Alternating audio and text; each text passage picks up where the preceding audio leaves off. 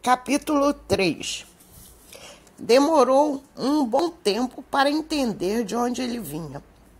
O pequeno príncipe, que me fazia tantas perguntas, parecia nunca escutar as minhas. Foram palavras pronunciadas ao acaso que, pouco a pouco, me revelaram tudo. Assim, quando ele se deu conta pela primeira vez do meu avião, que não vou desenhar aqui, que é um desenho bem mais complicado para mim. Ele me perguntou: o que é aquela coisa ali? Não é uma coisa, ele voa, é um avião, é o meu avião. E fiquei orgulhoso de contar para ele que eu voava. Então ele exclamou: como? Você caiu do céu? Sim, respondi modestamente. Ah, que engraçado! E o pequeno príncipe deu uma bela de uma gargalhada que me irritou bastante. Eu gosto que levem a sério as minhas desgraças.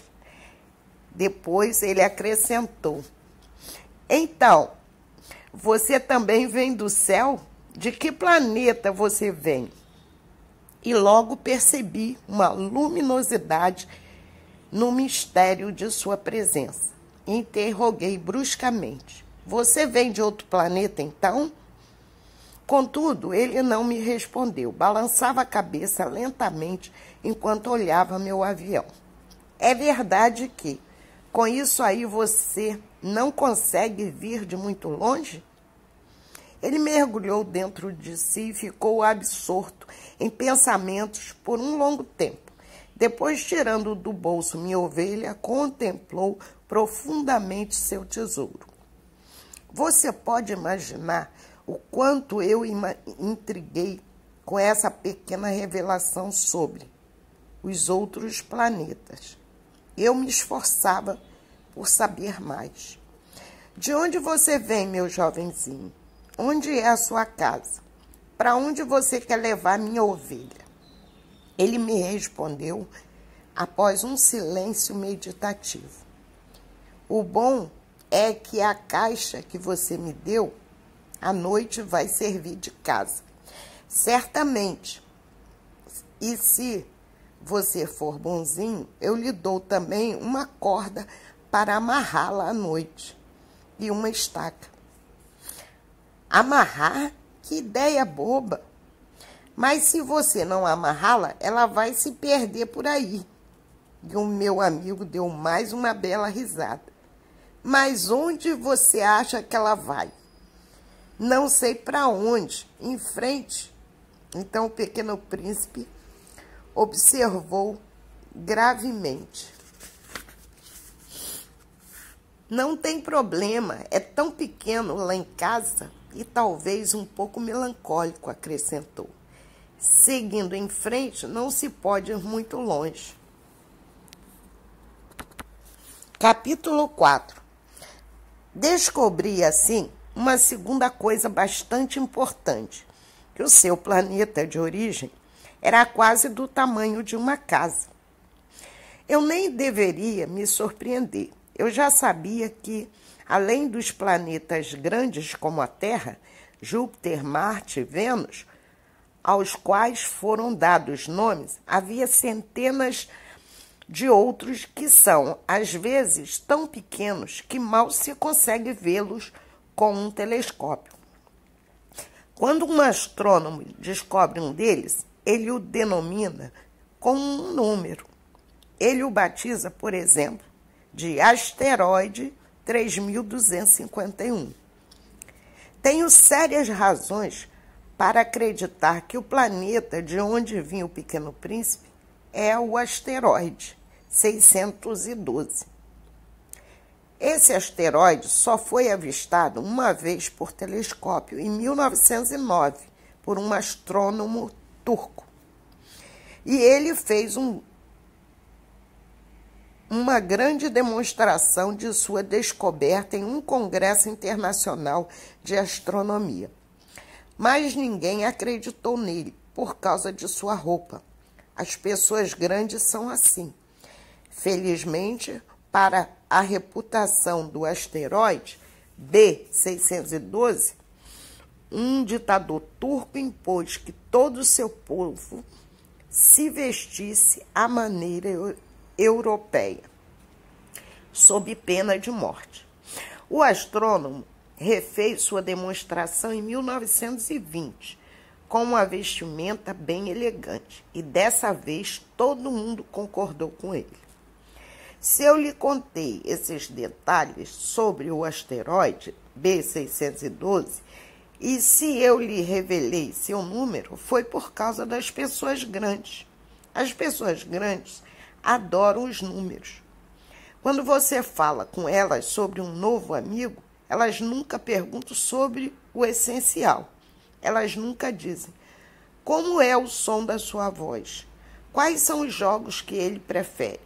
Ele faz coleção de borboletas? Elas perguntam: qual é a idade dele? Quantos irmãos ele tem? Quanto ele pesa? Quanto que o pai dele ganha?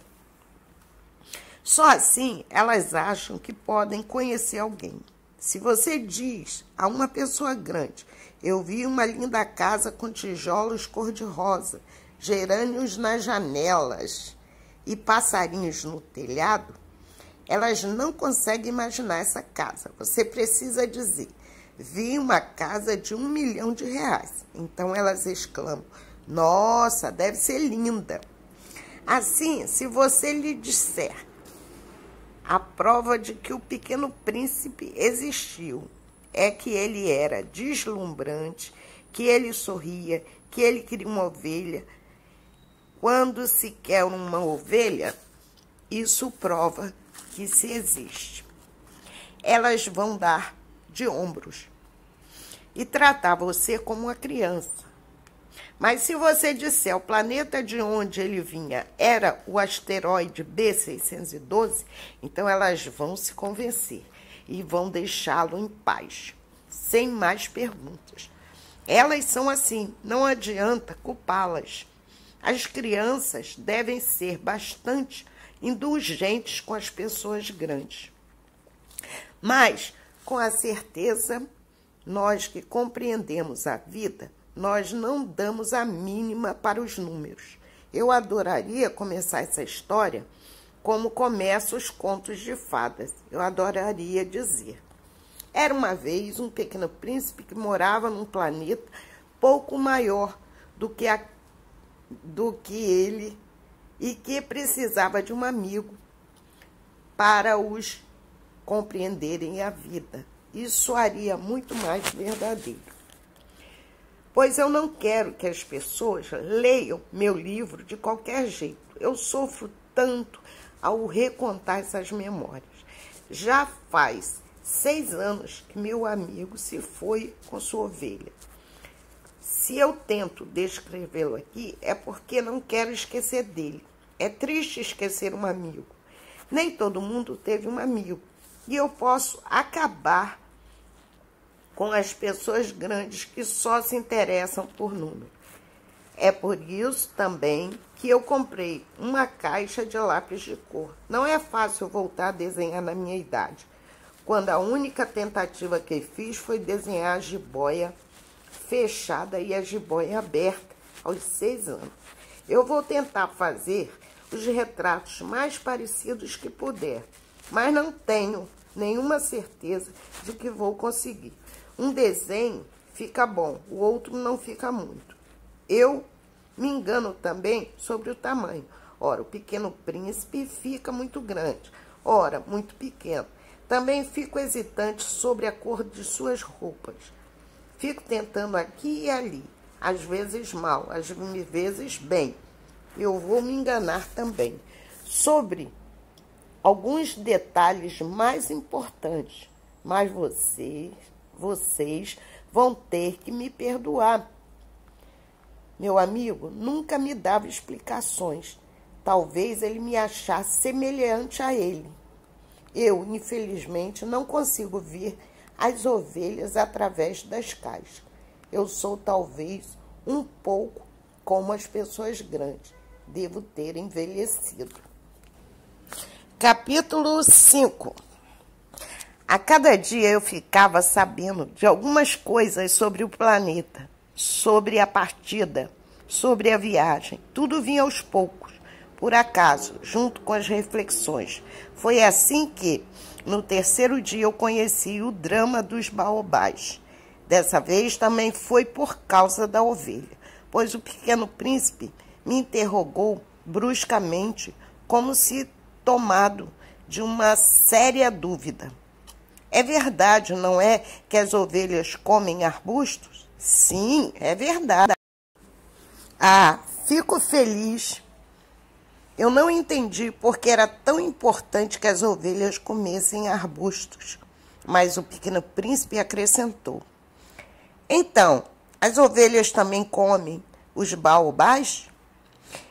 E eu comentei com o Pequeno Príncipe que os baobás não são arbustos, mas árvores tão altas quanto as igrejas, e que, mesmo se ele levasse consigo uma manada de elefantes, ela não daria conta de um único baobá.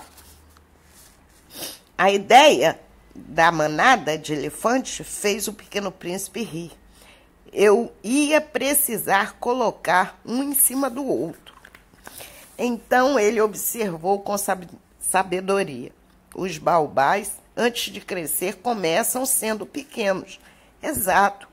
Mas por que você quer que suas ovelhas comam os pequenos baobás?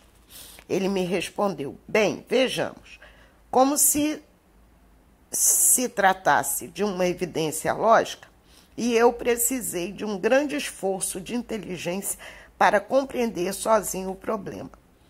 Com efeito sobre o planeta do Pequeno Príncipe, havia, como em todos os planetas, ervas boas e ervas más. Consequentemente, as boas sementes de boas ervas e má sementes de más ervas. Mas as sementes são invisíveis. Eles dormem no segredo da terra, até que um belo dia uma delas resolve se levantar. Então ela se estica e lança timidamente um deslumbrante raminho inofensivo em direção ao sol. Se for um raminho de rabanete ou de roseira, podemos deixá-lo crescer como quiser. Mas se for uma planta daninha, é preciso arrancá-la o quanto antes, assim que se possa reconhecê-la. Acontece que havia sementes terríveis no planeta do Pequeno Príncipe. Eram as sementes de baobás. O solo do planeta estava infestado delas. Ora, um baobá, se você se dá conta dele muito tarde, você não consegue mais se livrar dele. Ele toma todo o planeta. Ele o perfura com suas raízes. E se o planeta é muito pequeno, e se os baobás são muito numerosos, eles podem rompê-lo. É uma questão de disciplina, me disse mais tarde o Pequeno Príncipe. Quando você termina sua toalete pela manhã, é preciso fazer o toalete do planeta com bastante atenção. É preciso obrigar-se a arrancar os baobás assim que eles se distinguem das roseiras, com as quais se parecem muito quando são bem pequenos. É um trabalho bastante enfadonho, mas bem fácil. E um dia ele me aconselhou a tentar fazer um belo desenho para que isso tudo entrasse na cabeça das crianças daqui. Se um dia elas viajarem, ele me disse, isso pode servir para elas. Às vezes não tem problema deixar seu trabalho para outra hora, mas quando se trata dos baobás é sempre uma catástrofe. Eu conheci um planeta onde morava um preguiçoso. Ele negligenciou 3 arbustos.